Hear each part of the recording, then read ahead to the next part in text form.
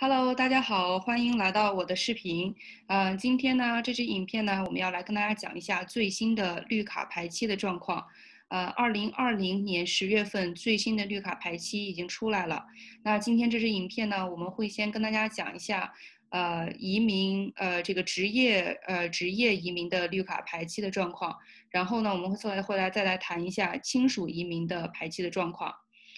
如果这是第一次您观看我的影片呢，那我是德州的移民律师张律师。如果您希望获得最新的移民动态或者是移民的信息的话呢，可以关注我的影片。同时你也可以给我留言。这样的话，更多的朋友呢会看到这支影片。那我们现在就开始吧。我们先讲一下2020年十月份最新的绿卡排期的状况。我们先看一下这个职业移民的绿卡排期。现在呢，对于 EB3来说呢是好消息，因为 EB3前进了很多。这个 EB3类型呢，现在除了中国和印度，所有的国家的排期都已经排到了。然后但是中国呢，现在的优先日期是2017年7月1号。印度的日期呢是2010年1月15号。也就是说，如果您的优先日期是在这2个日期之前，那您就已经排到了，可以申请绿卡了。跟上个月的时间的排期来比呢，中国呢向前前进了4个半月，那印度呢向前前进了大概有3个半月。那我们现在再来看一下 EB1 的这个类型呢，中国向前提进了3个月，印度呢大概向前提进了也是3个月。那我们再来看一下 EB2，EB2 呢，中国和印度基本上都向前提进了1到5个月到1个半月到2个月。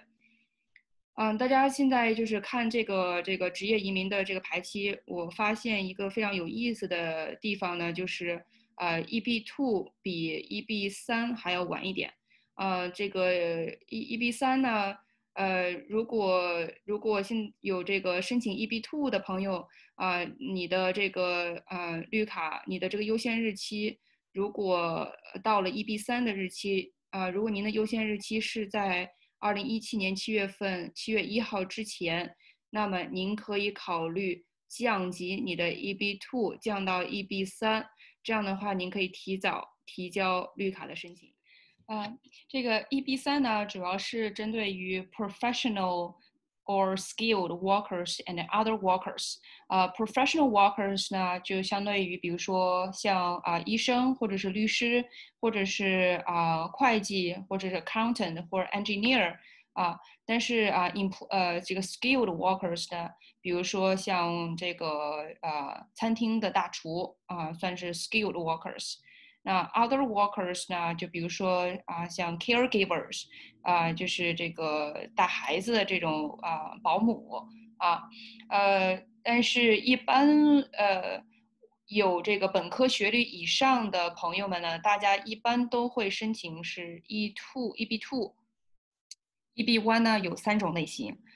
第一种是特殊人才绿卡，第二种是这个教授或者是研究人员绿卡，然后第3个类别呢是国内的外企的一些高管他们申请的绿卡，这个是 EB1。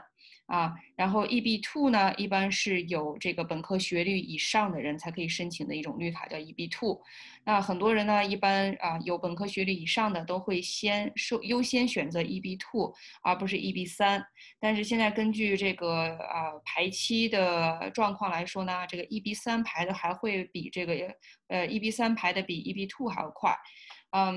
所以现在呢，根据过去几个月排期的状况来说呢，下面几个月应该这个排期的速度会突飞猛进，所以 EB3 有可能和 EB3 和 EB2 都有可能会快速的前进。现在呢，我们来看一下亲属移民的排期状况。亲属移民呢分成好几个优先日期。F1 呢是针对于美国公民的未结婚的成年子女。这个 F2 呢是绿卡持有人，美国绿卡持有人的配偶以及未成年的子女。然后 F2B 是美国绿卡持有人没有结婚的成年子女，21岁以上的成年子女。那 F3呢，就第三优先的排期，F3是美国公民的已经结了婚的这个成年的子女，21岁以上的成年子女。那 F4呢，就是美国公民的这个亲兄弟姐妹。那我们现在来看一下排期。关于 F1呢，现在其他国家呢的优先日期是2014年的9月15号。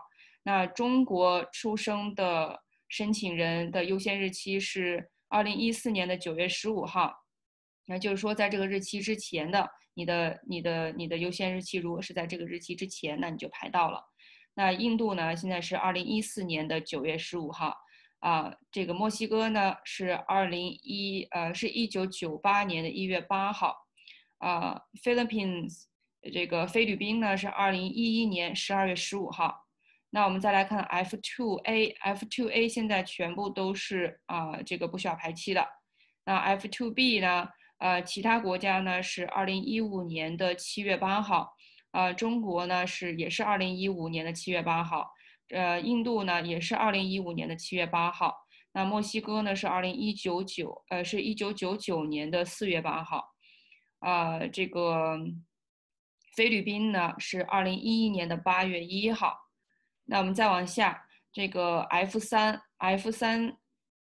这个F3的这个类别呢，其他国家是2008年的1月15号。那中国是2008年1月15号，印度也是2008年1月15号。那墨西哥呢会比较再晚一点，是1996年的8月1号。那菲律宾呢是2002年的2月15号。这个在下面一个是 F4。F4这个是这个美国公民的这个兄弟姐妹，这个排的时间相对都会比较长。这个其他国家呢是排到了2006年的9月22号。那中国呢是排到了2006年的9月22号。印度呢是2005年的3月8号。那墨西哥呢是1998年的6月22号。菲律宾呢是2002年的1月1号。现在这个整体呢就是最新的这个绿卡排期的状况。关于这个职业移民绿卡排期以及亲属移民的绿卡排期。那这个排期呢，总体来说，我们的预测呢它是往前进的。基本上没有后退的这么一个趋势。所以下个月有可能你的优先日期还会再往前进个2个月、3个月、4个月这样子。所以呢，我们建议您先要关注一下您的这个优先日期。如果您的优先日期排到了，那您就可以开始准备绿卡申请的工作了。如果您有什么问题呢，可以跟我们及时联系。如果你喜欢我们的这支影片呢，请您点个赞。然后呢，如果您想要获得最新的这个移民动向或移民消息呢，欢迎订阅我们的频道。那我们下期再见喽，拜拜。